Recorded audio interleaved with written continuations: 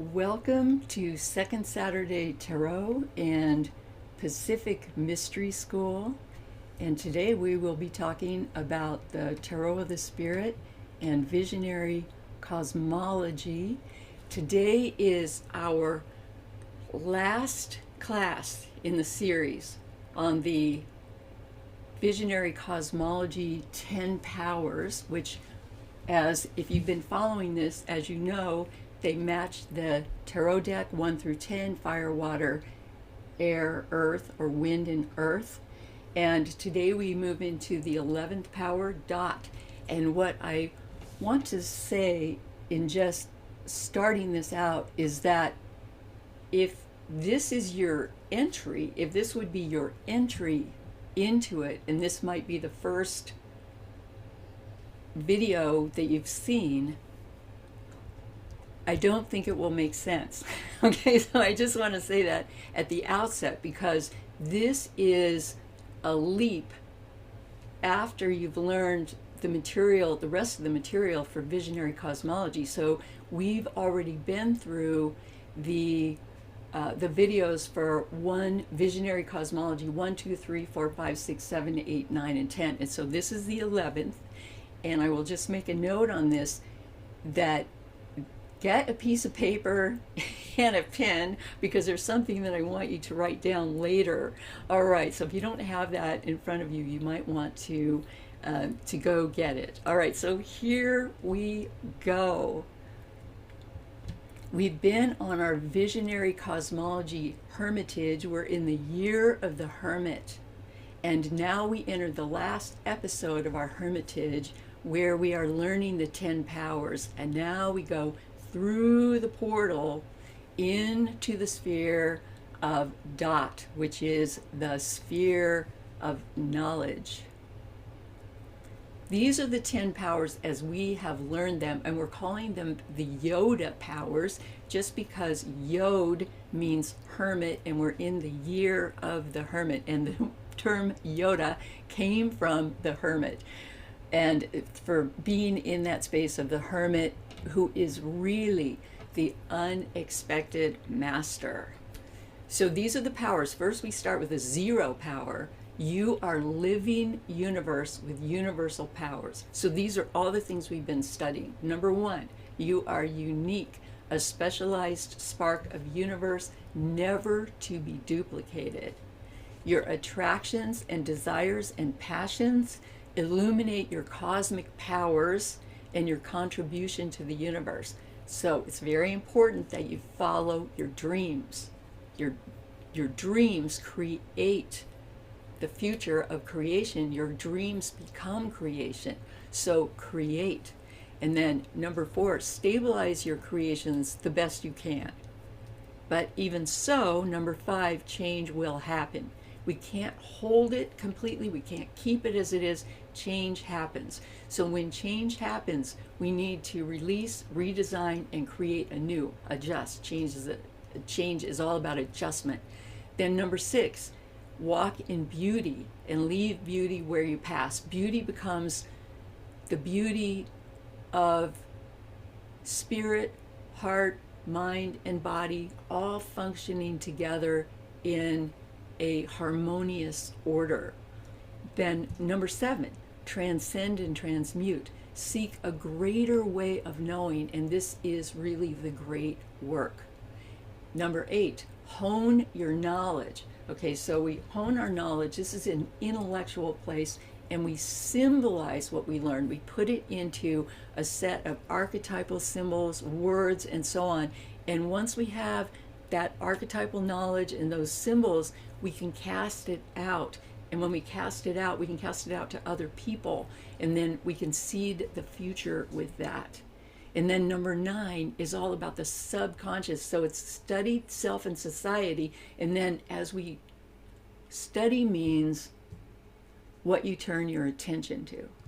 And as you turn your attention to various things, anything you turn your attention to, you absorb it, and then it creates the field of your subconscious, and then we operate from there. So what we absorb matters. And then number 10 is radiation, what we radiate out into the universe. So we radiate exactly what we absorb. So what we pay attention to really matters, and that is who we become. Okay, so here is zero, the cosmos, and this is review from where we've been. So the cosmos, what is it? And this is the body of studies that we have been immersed in the Western mystery tradition. So zero, the cosmos. The universe evolves out of evolving creation. And an affirmation for that, or the knowledge coming out of that, would be, I emerge out of the great fusion, a connected cosmic life force sustained by cosmic forces and forms. And then in visionary cosmology, the I am statement associated with this is, I am the spiritual and material star field of universal life, because we are made of the materials of the universe and the stars. Okay, so if you want to learn more about that, you can go back to the beginning and look at it. So this is just a summary right now. Here we are entering. And then number one, it's called the hidden intelligence. This corresponds to all the ones in tarot. And yes, all the ones. I'm not going to say any more about that. It's called the hidden intelligence. And the spiritual experience of the hidden intelligence is the vision of sacred presence. I emerge out of and into creation as a unified center of creation, evolving, an original being. These are the Western mystery teachings that correspond to the number ones. Okay, all the ones. Visionary cosmology. I am the body of the cosmos in every moment, spinning into form and realization. Number two, the illuminating intelligence. And the spiritual experience of number two is the vision of devotion. I am original being, empowered with the needs and desires that grow the soul of the cosmos. This is all about attraction and following those attractions into your dreams. Visionary cosmology. I am an electrified force field, inspired to keep the universe in motion. And this is because we are an electrified energy field, an electromagnetic field, walking through an electromagnetic field. And that's why I said, if you're just launching into this right now for the first time, it would make no sense. You have to study this, lean into it, and then you'll know exactly what all of this means, which those of you who have been following this, I believe that you do know what this means now. And then number three, the sanctifying intelligence, spiritual experience of the sanctifying intelligence of three, and that means making sacred, sanctify. And the spiritual experience is the vision of sorrow, which has always, I've thought about this a lot, and it baffles me. Why sorrow? Because three is the power of creation. Three is the power of the divine feminine creating. Why sorrow? Okay, and this, I'm going to say this in the very short Cliff Notes version right now. The vision of sorrow, she who hears the cries of the world. That's part of sanctifying the world and the experience. We'll go into that much more deeply another time. Western mystery tradition, I am original being, imbued with the power of creation. And then visionary cosmology, I am a center of creation and a zone of cosmological emergence. And this sanctifying intelligence takes it all in, everything, and then continues to create. You are the universe creating.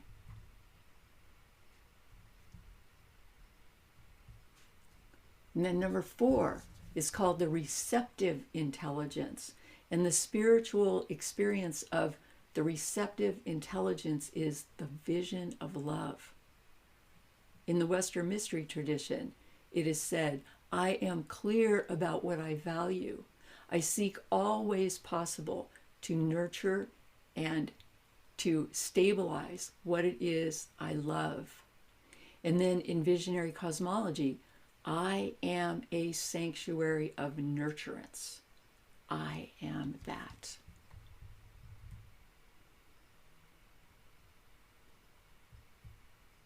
Then we come to the 5. The 5 is the radical intelligence, which I love that. So when we think of things breaking down, because we all know that's what happens in the 5, that's the radical intelligence.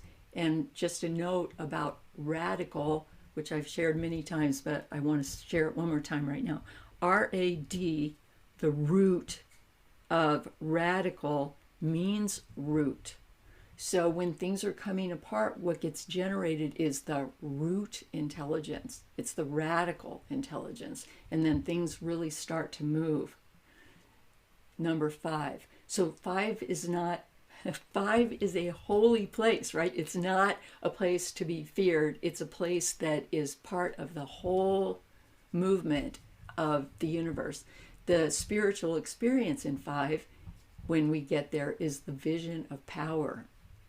And in the Western mystery tradition, I am the power and destruction and dissolution, which I learn to exist with, within and without. And then in visionary cosmology, I am the power of dispersion, the change that heralds the new. And for those who have ears to hear, this is always happening. It's always happening. It's always going on forever.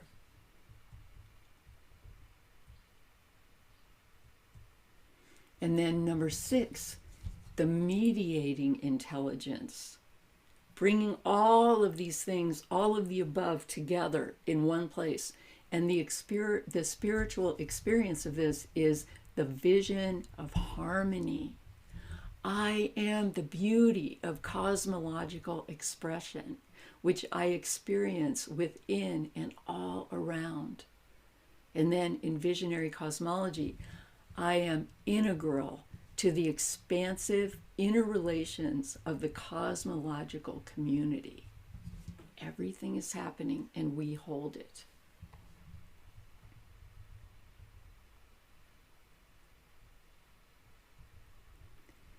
And then the 7 is called the occult or mystical intelligence. And you will remember that the 7 is the place of the vision quest, going beyond, moving beyond, to find more new information.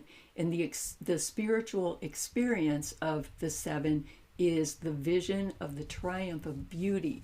And when they say, that's the Western mystery tradition, when they say, or we say, beauty, again, it means the harmonious balance in spirit, heart, mind, and body.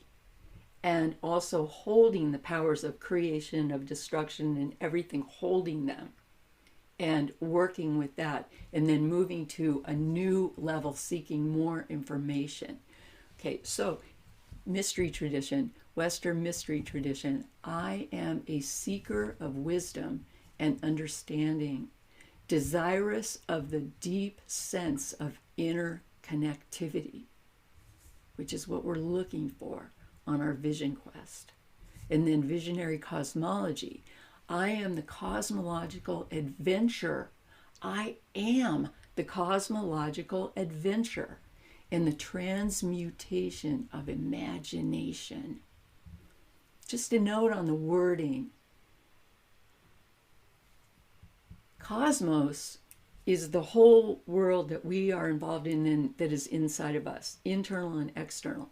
Cosmological means the study of the cosmos and also the story of the cosmos. How we create the story of what's happening. What is the story? The cosmological story. Okay, so visionary cosmology, creating the story of what is. I am the cosmological adventure. I am the adventure. I am an event. And I am the transmutation of imagination.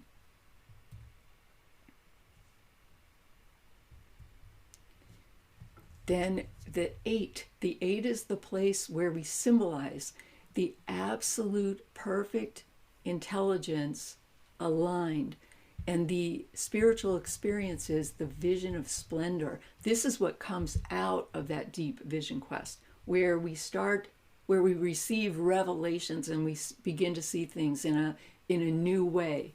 Western mystery tradition, I am able to name the elements of my quest for wisdom and understanding, to conceptualize, encode, and symbolize my experience. And then that means to share it. Okay, is what we learn, is it the final thing? Is it what it is? Yes and no, because what we learn is going to continue to change.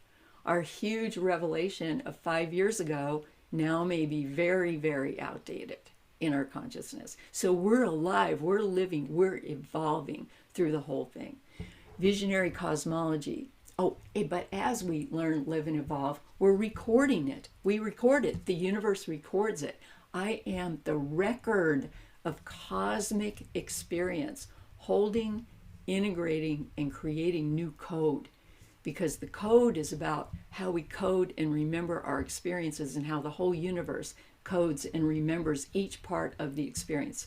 The way an atom knows, the way a hydrogen atom knows how to be a hydrogen atom. It's coded in the memory of that entity. And then number 9 is called the pure intelligence. 9 is the place of the subconscious and how everything fits together in the subconscious. Everything comes together in the 9, and the spiritual experience of that is the vision of the workings of the universe, or what I call the vision of the play of the anima cosma. And anima cosma for me means the living cosmos, the play of the living cosmos. So I've just morphed workings of the universe from the Western mystery tradition into play of the anima cosma, which I find very pleasing, right? So from the Western mystery tradition, I am cognizant of my cosmological context. I actively align and realign my personal life as my cosmological understanding expands. And then in visionary cosmology, I am reflective universe, witnessing and remembering the possibility of its course. These are big words for, they feel like big words, but it's big words for what's happening in our lives and what we're bringing forward through reflection. And that's the miracle. We are living cosmos with the possibility of reflecting on our own experience, and then from there changing, moving, adjusting what we're putting out.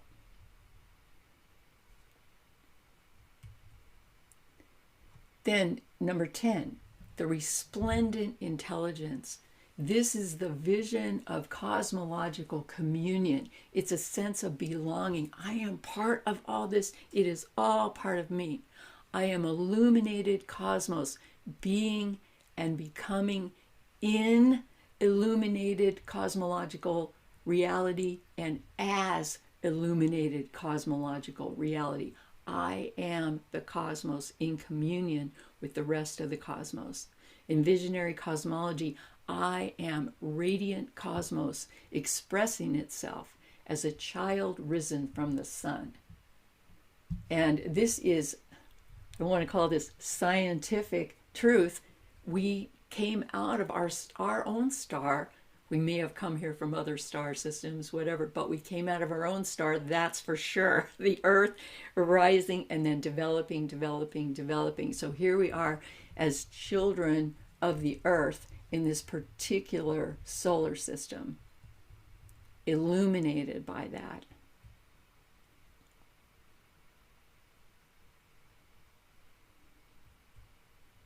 And now we come to the 11th power. It's called the door of knowledge.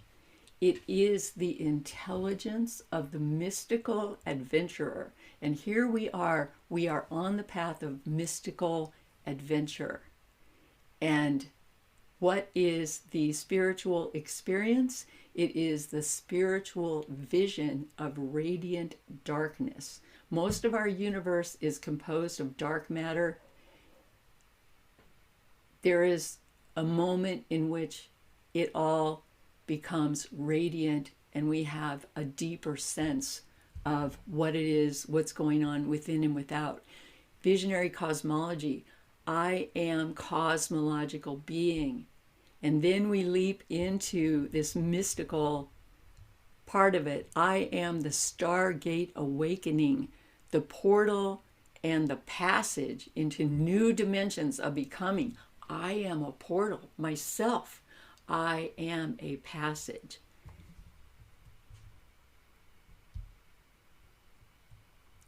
I am that.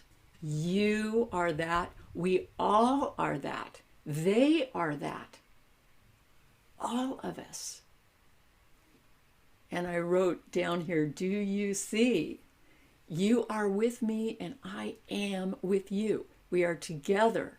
And together we are the secret of the 11th power emerging at the 11th hour, because I want to talk about 11 and what that means in the 11th power and the 11th hour. We are synergistic mind awakening. Synergistic holds all of these powers at once. That's our Yoda consciousness, all of the powers at once.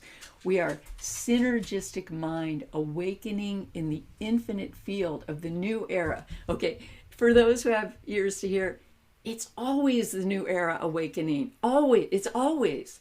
Because it awakens through us, always, from the beginning of our species, because this is what our species turns its attention to, always, right? Behold, you are living universe. The powers of creation are in you and with you now.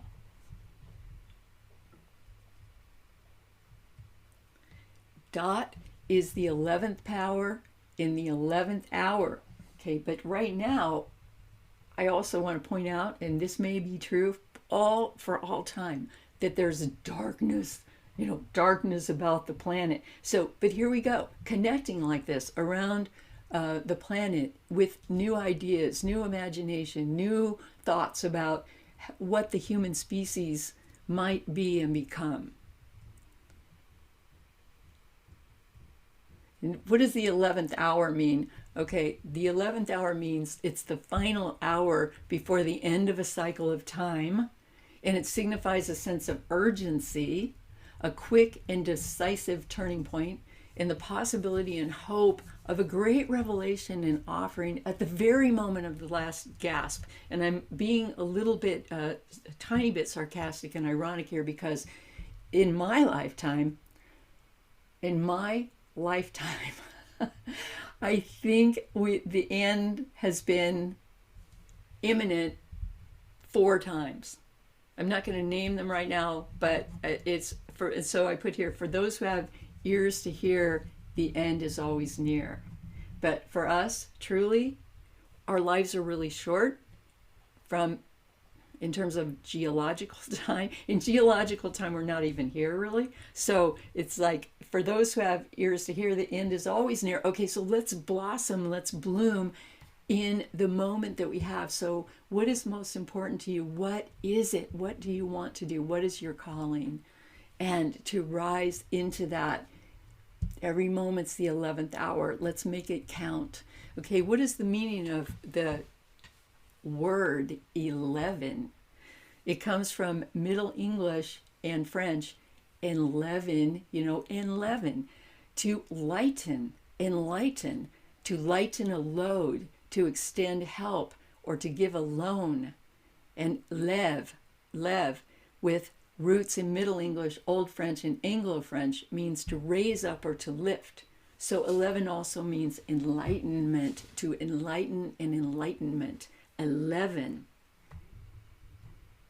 And so here we are seeking the way of 11. Okay, 11:11. So at 11:11, the final hour, we come to the Stargate awakening. So what is 11:11? So the form of it is two pillars with two dots in between. These two pillars, two dots in between. And this 11:11 digitalized, as you may know, first appeared in the movie 2001, A Space Odyssey. And that's when the digital watch was first shown, right? And so here it was as a symbol of the future. And when that watch appeared, when the 11:11 appeared, okay, the phenomenon had begun. And after that, there were digital watches everywhere, and we all, you may be wearing one right now. You may be looking at a digital clock right now. You may be looking at one on your computer. That now it's the norm, but it's representative. This 11:11 opening was representative of the future. In 11:11, 11:11, we remember the future and we make a leap in consciousness. That's what it was about. It's what the symbolism was about. We will never be who or what we were before. It's a rite of passage. It takes us into a new way of being. This is a metamorphosis. It completes itself and then it begins again. We're inside a new vision, and it keeps moving and it keeps changing. So I enter the vision. What do I receive? I have to open myself to receive. And what also can I give out into the new vision? It comes to me right now. This is one of the reasons. I'm a sociologist. Now, most sociologists are not going to be talking like this, but I went into sociology to take a deep look at the human species. And one of the things that I learned in all of my years of study, research, and work in the field is that most of what we live by, all of what we live by, just about, is a human construct. It's made by humans and it's changed by humans. And so society does not exist outside of ourselves. It's like a living being that we produce. We produce it and reproduce it every day. Okay, so we can also change the way we're thinking, change our routines, and our social world begins to change. So the 10 powers, what is this? That we've been studying the 10 powers of visionary cosmology. The 10 powers create a paradigm, a point of view, and a destiny. Okay, the reason I say a destiny is because here's this quote from James Hillman, a Jungian analyst, and he points out it's Plato's myth that you come into the world with a destiny, but he, who is Plato, uses the word, instead of using the word destiny, he uses the word paradigma or paradigm instead of destiny. They're interchangeable, which I find very interesting. So James, just to think about, James Hillman says we come in like an acorn. This is what he believed. And then the acorn holds the pattern, and then we begin to live that out. But of course, we have all kinds of freedom of choice in that process. Your destiny is in you, and your destiny awaits. I mean, we can call it our DNA. There's a lot of different things that we can call it, past lives, whatever you want to call it, but people come in with something, and then they proceed to develop that. Karma, two kinds of karma, immutable karma and mutable karma, as they say in the East. Immutable karma is what you came in with that you can't change. Mutable karma is all that is changeable. So those are the things that we're working with. Okay, now this is what the paradigm is from this is review from the Tree of Life. So every Everything comes from the origin. You come from the origin. You are original. Everything in the universe is original.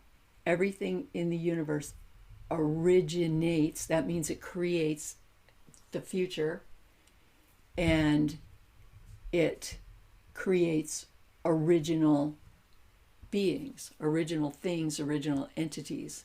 So, and at the same time, and if you look at the Visionary Cosmology book, you can learn more about this, but at the same time, due to universal expansion, as far as we know, the theory is that everything that originates in the universe becomes the very center of the universe. So everything is at the center.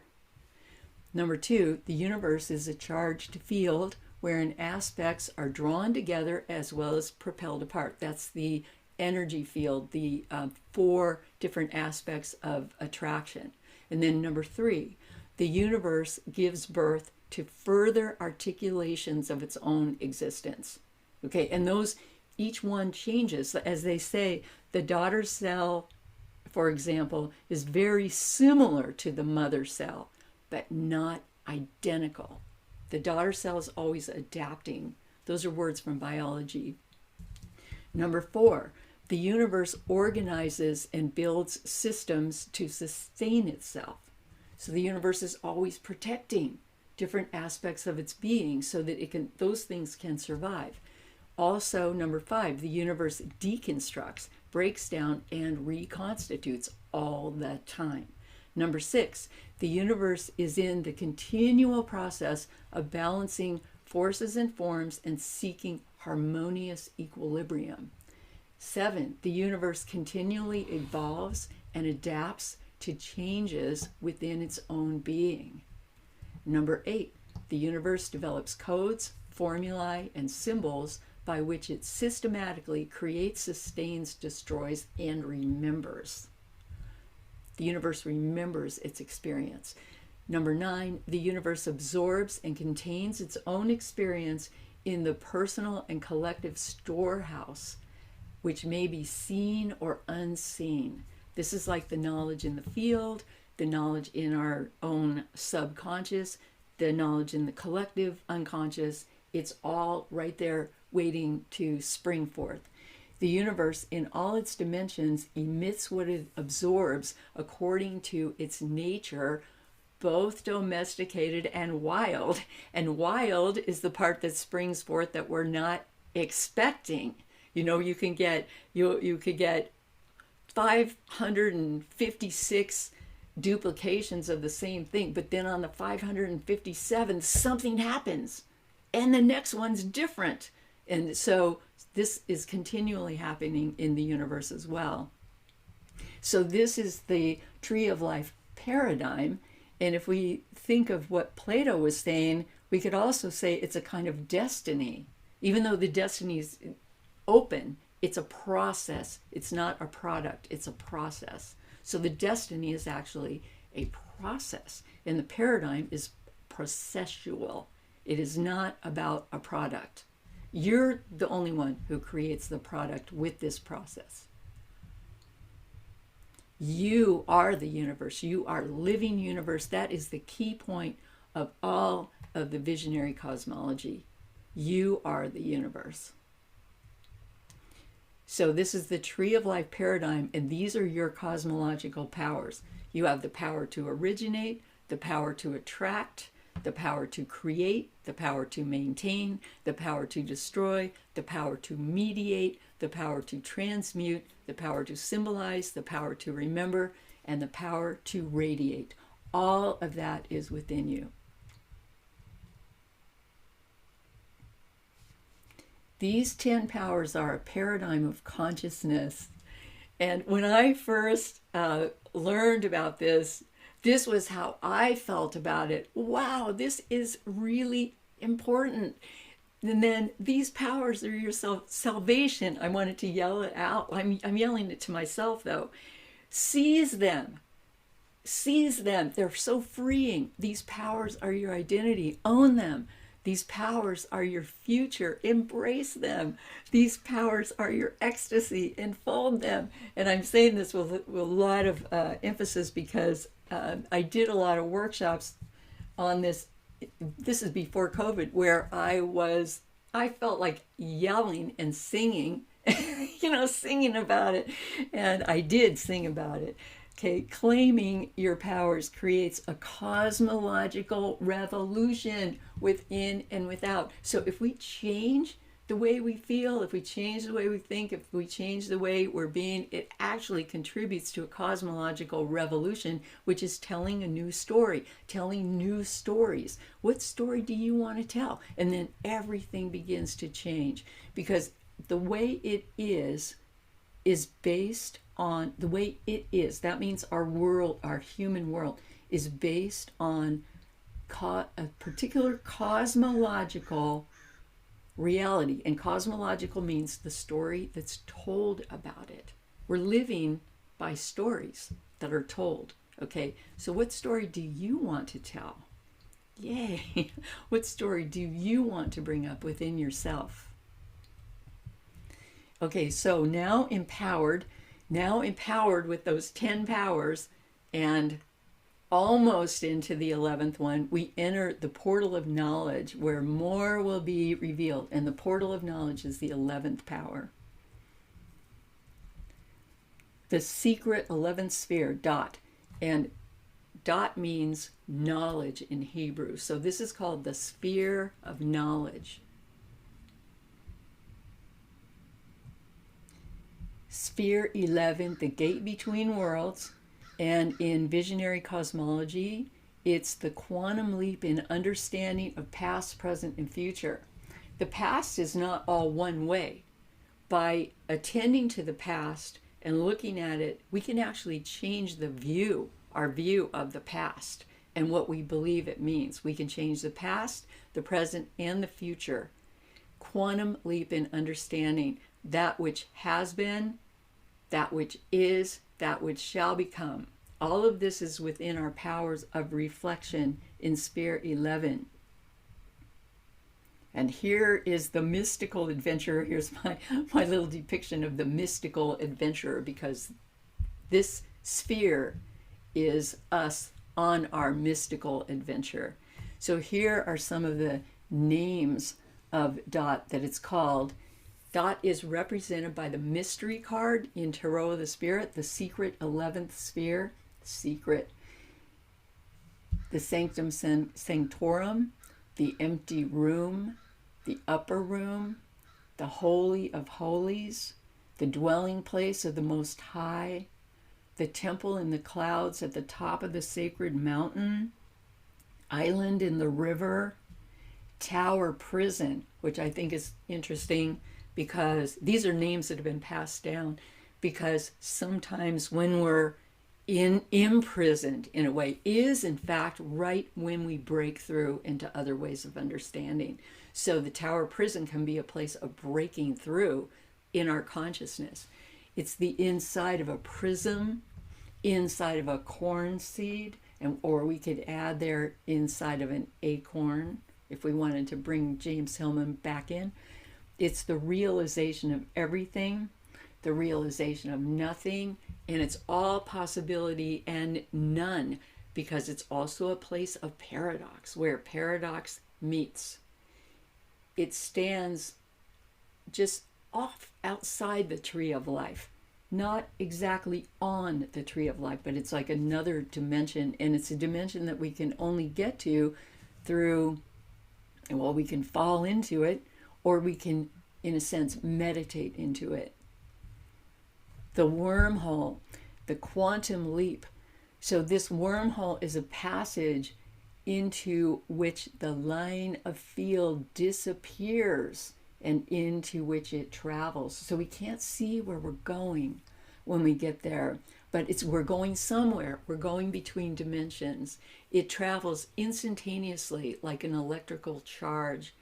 And they say this is the through way for cosmological displacement and reappearance. It's into other dimensions and back again. The opening through which force and form leap from dimension to dimension. Form is born, dies, and is reborn as newly radiant form. And this is a mystical death, but it's also a mystical birth. Okay, and I know that this entire video is extremely mystical, and that is because this is the place of the great mystery, where the great mystery is held within the Western mystery tradition.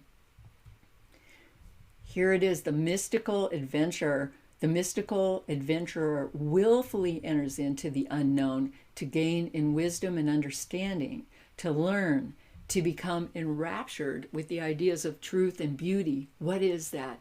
To die to that which no longer serves. This is a mystical death. And to become whole, to embrace a larger reality. And then it's also a mystical birth. Mystical birth, mystical death, mystical resurrection, repeating. The spiritual experience of Sphere 11 is entering the radiant darkness. So having entered the dark or unknown realm, the mystical journeyer discovers there this mysterious illumination.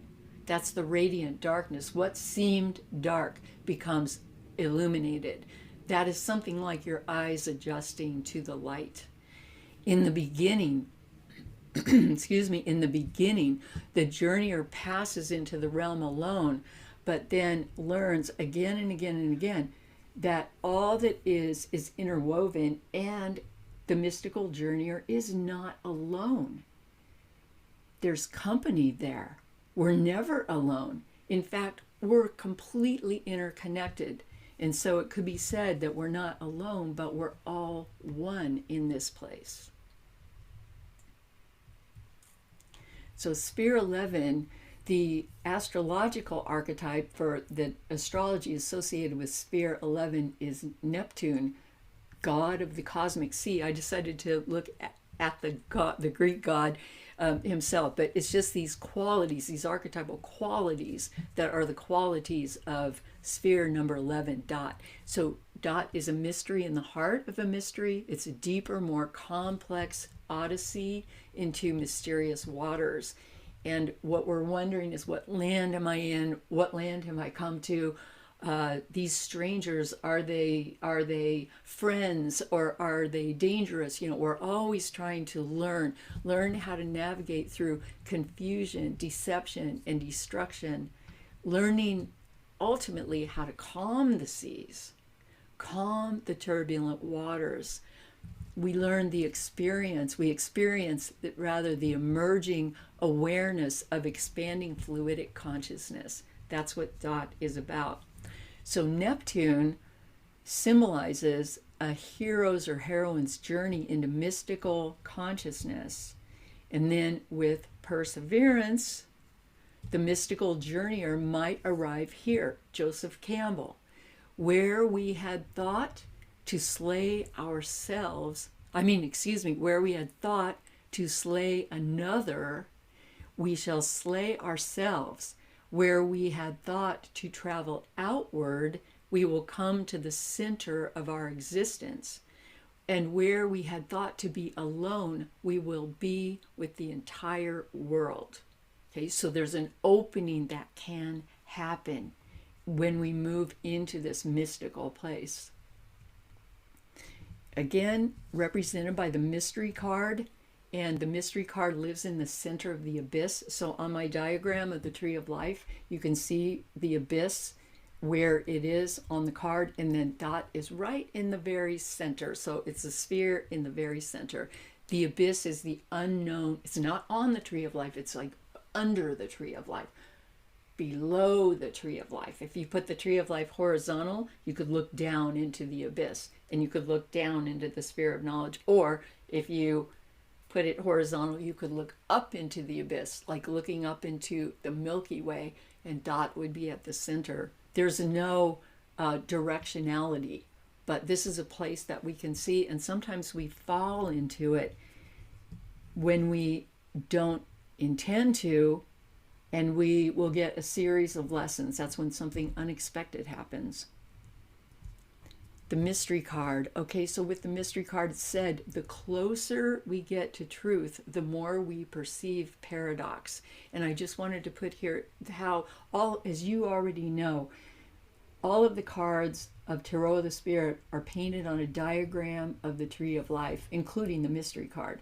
So this is the diagram of the Tree of Life placed over the mystery card, so you can see some of the positions. You can see where dot is within dot on the mystery card at the on the kind of head of the downward pointed triangle.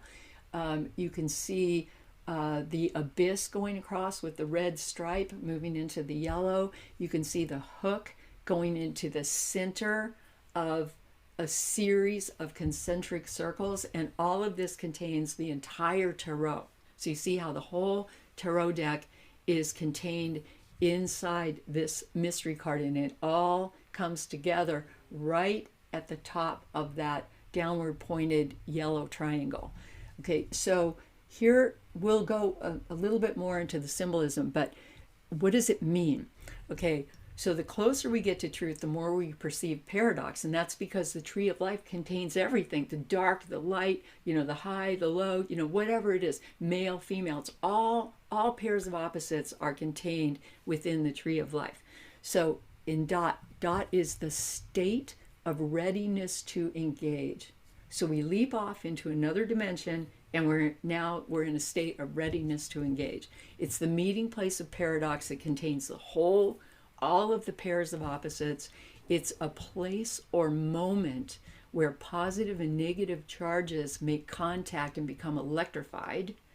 It is a realm, the realm in which life as we know it dies and is reborn into creative potential. Here is a place where opposites congeal into something new. And I just used as an example egg and sperm, because we have 2 and 3 at the top of the tree. That's number 2 is the father energy, number 3 is the mother energy. They come together right above the abyss on that path of the Empress. Like you could say the egg and sperm of the universe come together. They commingle, they congeal, but they don't retain their form. They dissolve into something new, and something begins to be created, and then it crosses the abyss into manifestation. So this is the story told by the Tree of Life. So dot itself is an event. It's an event. It's mystical birth, it's mystical death, and the mystery of karmic transition. When we enter into this place, we enter into all names and no name. And that could apply to ourselves, where now we are all, and we're leaving behind what we thought we were or who we thought we were. We enter into infinite potential. And then we learn that we're not alone there, because we mysteriously learn we have some kind of guidance. That's part of the mystery. And we also learn that we are the midwife. So we gather this information, we come back, and what do we do with this information? We midwife others through the mysterious process. Once we've been there ourselves, then we realize our potential. So here's some more of the symbolism. So it's got the violet target, those concentric circles. This is the wisdom we seek to hook into, right? Hook in. The point of the pen hooks into the bullseye right in the center of all the concentric circles. And, probably we could call it 10 concentric circles of all of those 10 powers. Okay, the nib of the pen is yellow, and yellow is the color of enlightenment. As we will go into the future, the colors on the cards are very specifically placed to represent different aspects, and yellow corresponds with sphere number 6, which is the sphere of synergy and harmony, and also higher consciousness, which embraces all the consciousnesses. Okay, the red stripe indicates activation, passion, and movement in the abyss. So when you look at the one with the image on the right with the diagram of the Tree of Life, you see where the red stripe is right in the abyss. It meets the yellow right in the abyss. Red is movement, it's Mars energy, and then it meets the yellow. Okay, the middle pillar is the open channel. That's the middle pillar of the tree of life, becomes the open channel that moves through us. Black indicates the unknown field. That's what we're moving into to understand the radiant, what will become the radiant darkness, but may be dark matter, and then it becomes radiant. The runes mean midwife of birth, death, and karmic transition. And I do, the runes are the moon, there's a moon, there's a little thing on the right, you see the moon, the right of the moon, there's a thing that looks like a lollipop upside down with a little thing next to it. And that one means karmic movement. And the moon is changeability. And then there's another one below, which is a figure 8 and a combination of a couple of other things. Where these runes came from in the very beginning was one of my teachers created this whole rune system. And her name is, she's no longer on the planet, Shekinah Mountain Water. So these are the Shekinah's runes, her runic system. And when we were creating Tarot of the Spirit, I was working with her runic system when we created this card. So, and the runes spelled out midwife of birth, death, and karmic transition. Okay, so now I want to bring in the High Priestess, because the High Priestess, the path of the High Priestess, if you look at this card, the vision and the overlay, you can see the path of High Priestess in the very, very middle. It says 13 High Priestess near the top of the card. 13 High Priestess, that's where the card fits on the Tree of Life. That's the path of the High Priestess. It goes between number 1 and number 6 on the Tree of Life. The dot is right under the path of the High Priestess, and the abyss is right under the path of the High Priestess. But here I blew up the Priestess card as well with an overlay of the Tree of Life, because this is how it was painted. And you can see that the High Priestess's head is directly in the sphere of Dot. But as I said before, the abyss and Dot is actually off the Tree of Life. So the truth is, the High Priestess is standing on the bridge above or below the abyss and Dot, constantly looking into that space. And that's where the High Priestess gains the deepest knowledge, is from the sphere number 11, Dot, from journeying in and out. So I referred to her as the bridge over Dot, and she is key number 2. And she relates to all the 2s of the Tree of Life. That's what we're attracted to. And she also she happens to be path 13. I'm not going to explain all the paths right now, but I've done that before in other videos. So with the priestess, her head, her consciousness is in Dot.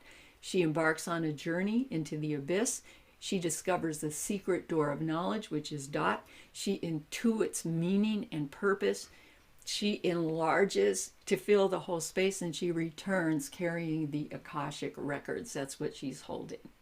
And so here is your story. This is your story, written into the Akashic records, they say, the book of life. And she points to your story and says, it's your moment, it's your time. What story will you bring in? The priestess. And you can see, the path of the Akashic records from number 5 through number 6 down to the subconscious number 9. And then karma is related too. Why? Because karma is key number 11. So when we move into this space, we're asking ourselves all these karmic questions in terms of karmic transition. Is this the right place? Is this the right time? Is this the right meditation? This is, by the way, this is the Eightfold Path. I took this from the Eightfold Path because those are the keys. We want to be in the right place. We want to be in the right time. Right meditation, right resolve, right effort, right action, right resolution, right cause and effect. So these are questions we ask ourselves to make this adjustment. And by the way, the path of karma on the tree of life goes between the 5, which is all the disruption and the radical intelligence, and the 6, which is synergy, the place we want to live from. So we're constantly making these karmic adjustments between number 5 and number 6 as we are walking this path. But karma is related numerically, numerologically, to sphere 11 because it's key 11. And it's related to the priestess because 11, 1 plus 1 makes 2. It reduces into the energy of the priestess.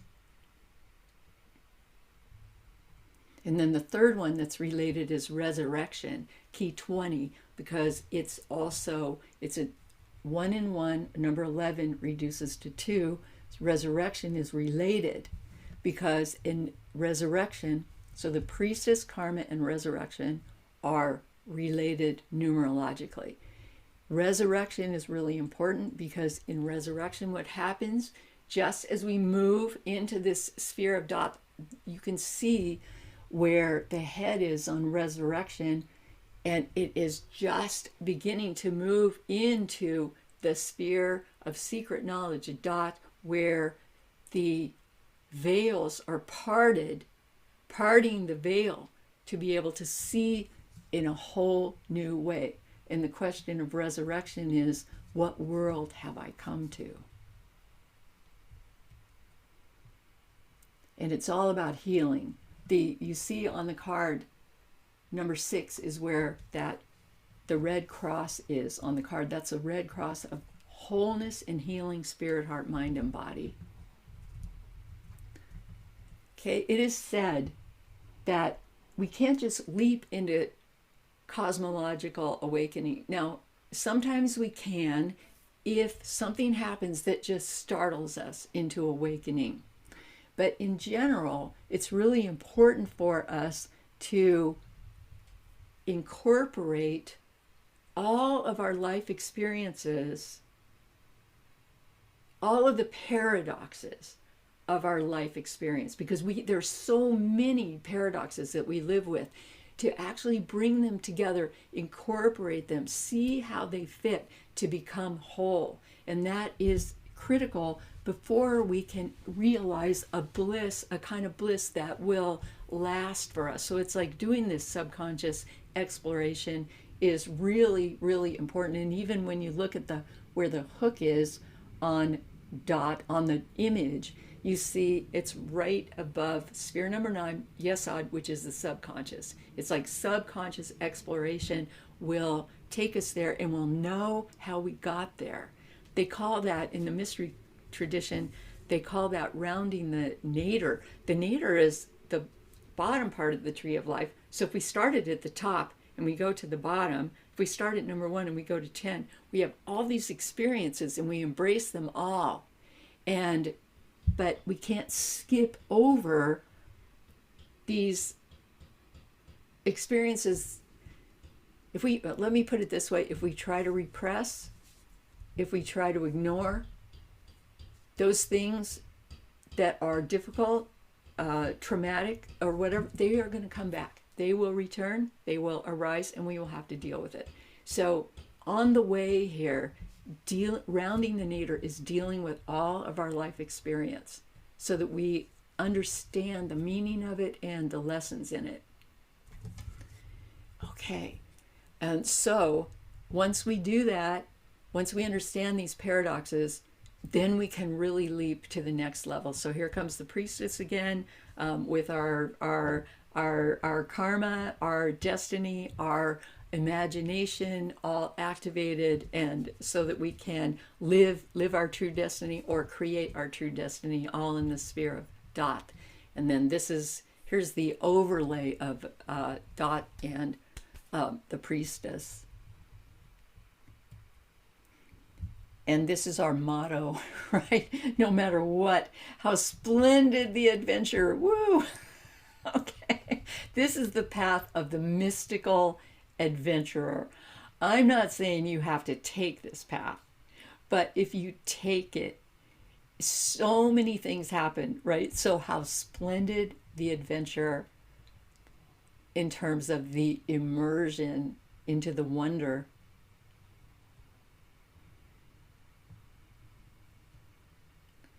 And this shows the back card, the back of the card of Tarot of the Spirit together with the secret sphere. And then this is how they overlay upon each other.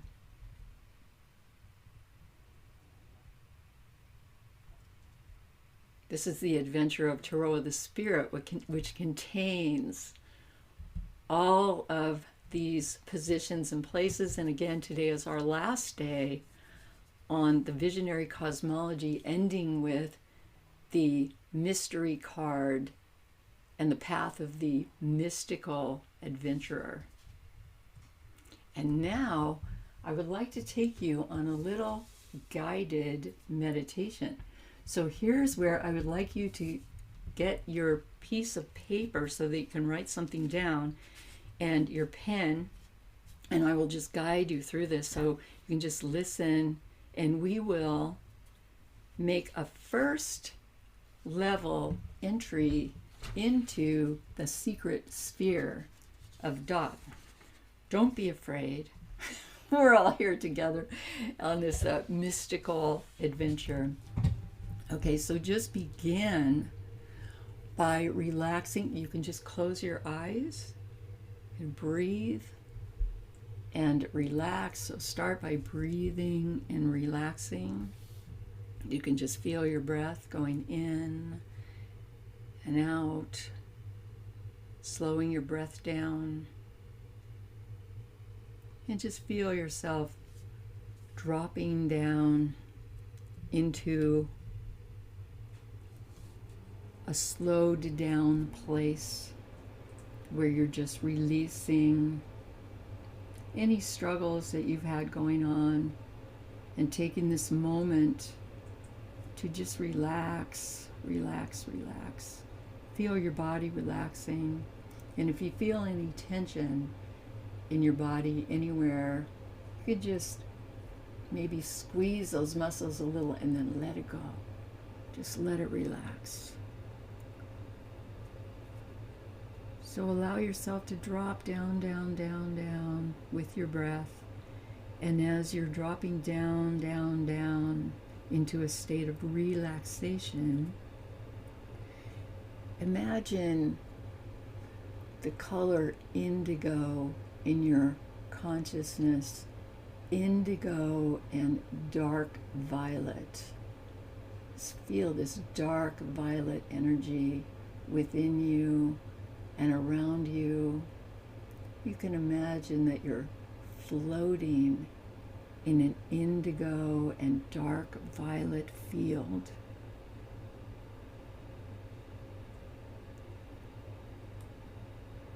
Breathe and relax into that field. Just breathe and relax into it, and imagine that you are completely supported in that place. You are completely held, completely supported in the field of indigo and dark violet.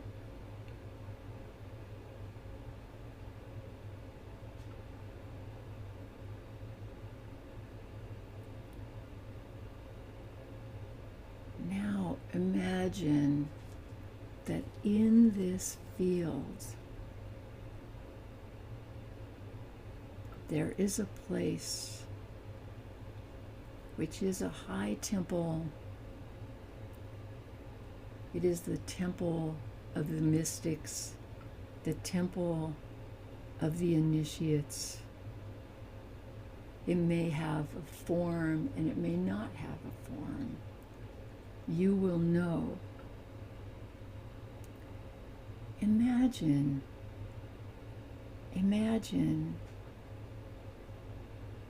that you are going to enter this temple. This is the temple of Dot. the secret sphere known to mystics through all time. It's the meeting place of paradox.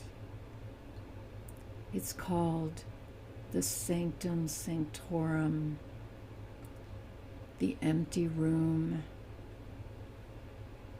the upper room, the holy of holies, the dwelling place of the Most High. It's called the temple in the clouds at the top of the sacred mountain.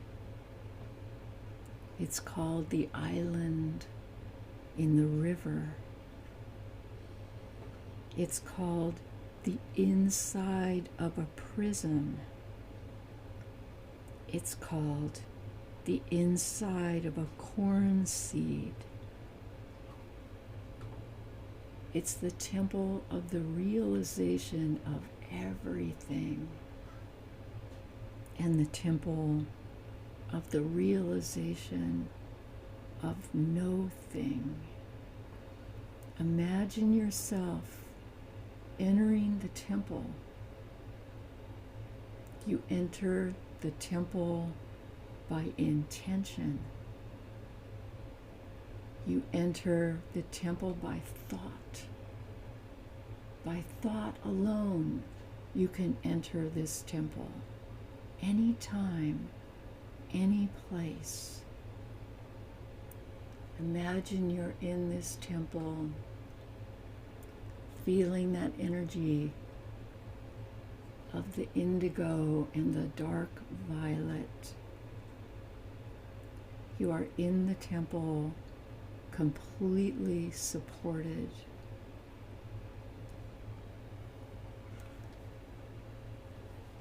As you are in this temple, ask to receive guidance.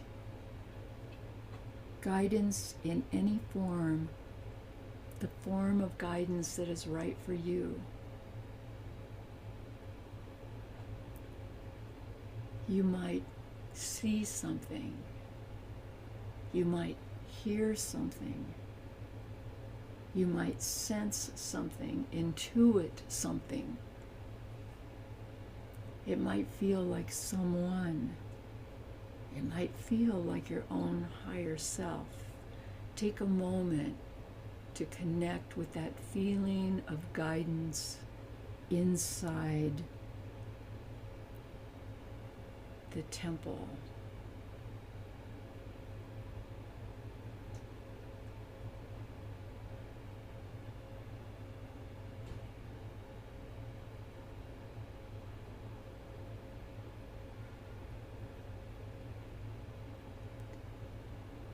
Trust that you are guided.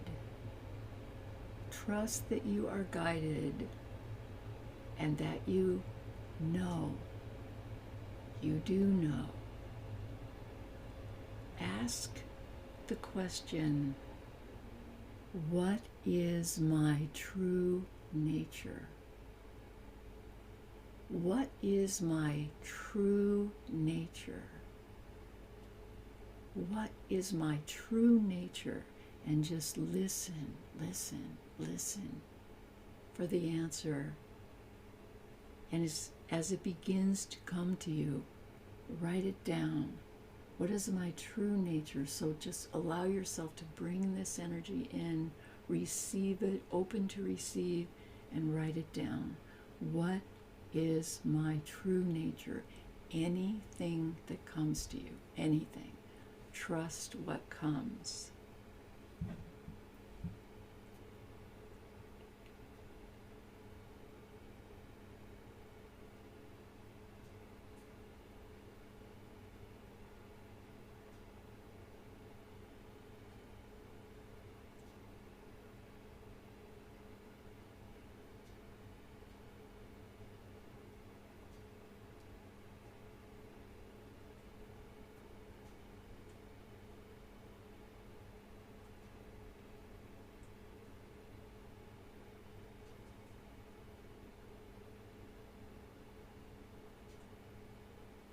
Let the answer come quickly and trust it. The first thing that comes to you. And you can always return to this place to go deeper and deeper into the knowledge.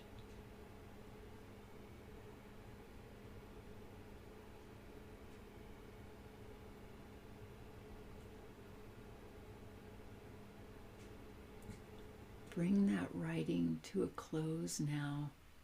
Just let it come to a close naturally. What is my true nature?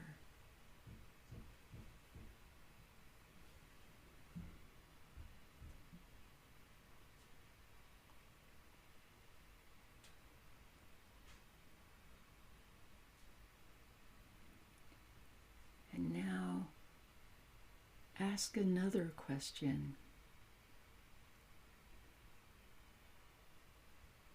What is my true destiny on the planet Earth?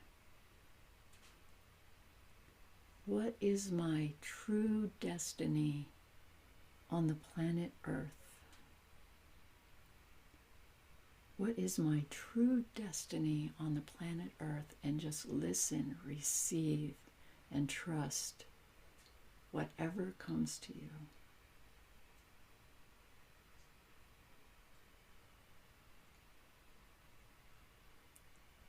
And write down what comes.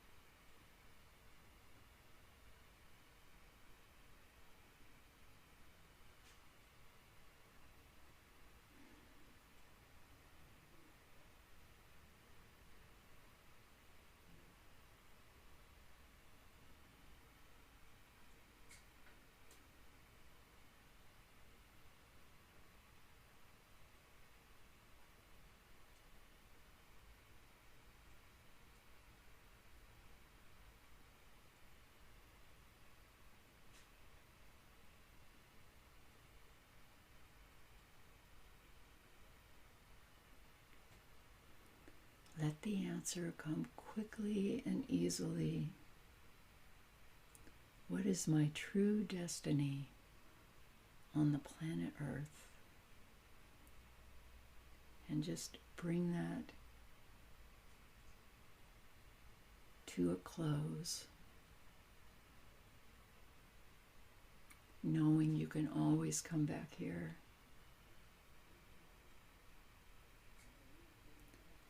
And now, drop down just a little bit deeper and ask, is there anything else I need to know?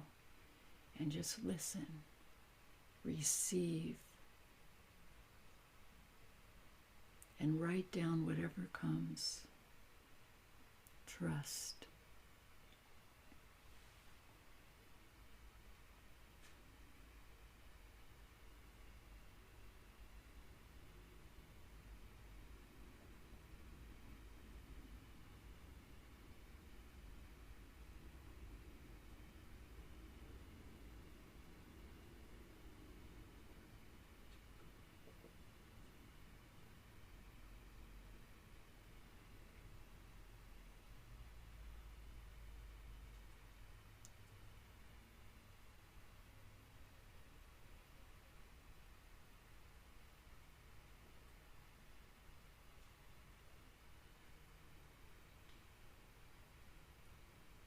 And now, bring that to a close.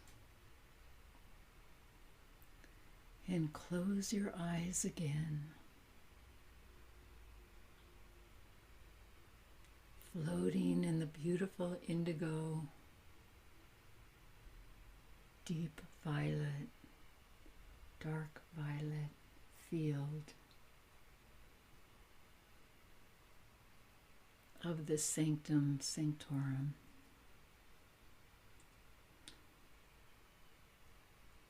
And from within this field,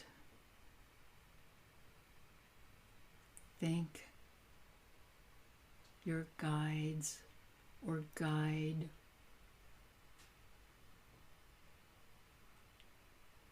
or the one within who gives you these answers.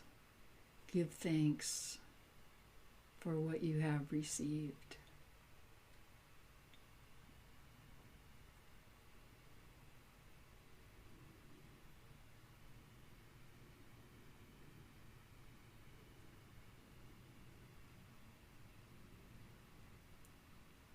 And now we will come back, returning, traveling back into the present, coming back into the present, surfacing in the present. Feel yourself coming back to the present, emerging in the present, in truth, in love, and with the courage of your convictions.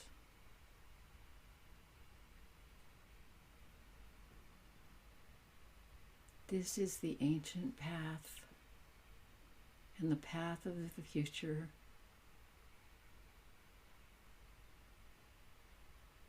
And the path we are walking now. The path of knowledge. Secret knowledge. Sacred knowledge. The path of the mystical adventurer. So just come back and open your eyes. In the present, awake and aware, knowing that you can always come back to this place. It is always available to you. And now we're going to move forward, and I'm going to show you a tarot reading that is associated with all this information. And this is the reading, and it's a reading about destiny. So it's a reading about rounding the nadir, about bringing it all together and bringing it all in. So it's a simple 4-card reading. The first card represents the priestess. What's the mission you came in with? And then the second card, karma. What new perspective has emerged throughout this incarnation for you? So this is how the cards can help and enhance and move us even deeper. The third card, resurrection. What new world has been revealed to you? And then the fourth card represents the mystery card. What new paradigm or destiny will you enter into now? So this is our reading. And now we're going to come to an end, and you can come back to the reading and pause on it and do this reading. But right now we're going to end our video for today.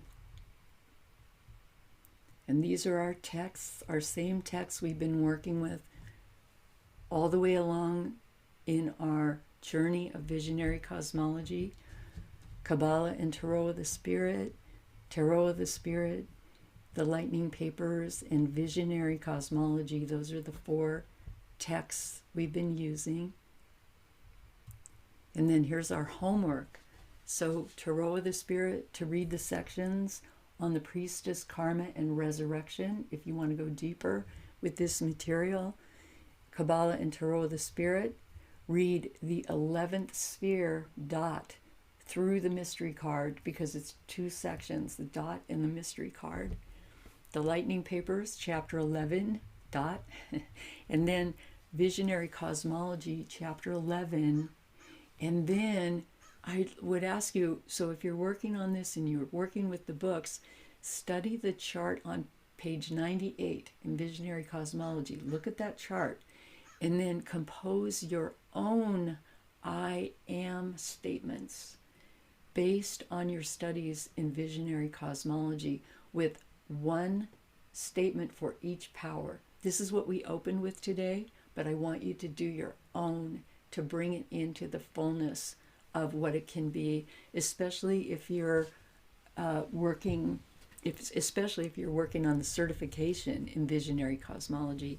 And then after you read these materials and write your I am statements, please write one page, just a page, describing your offering into our world after you've heard this lecture, and then submit that to your teacher to complete the certification. Okay, and if you're not working on the certification, do it anyway for fun. Okay, so this brings us to an end today. And as always, I want to end with great gratitude. I am in such great gratitude. Traveling the path with you means everything to me.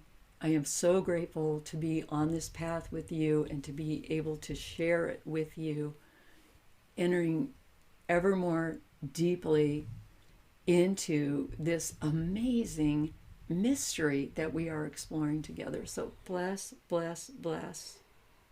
Bless, bless, bless one and all.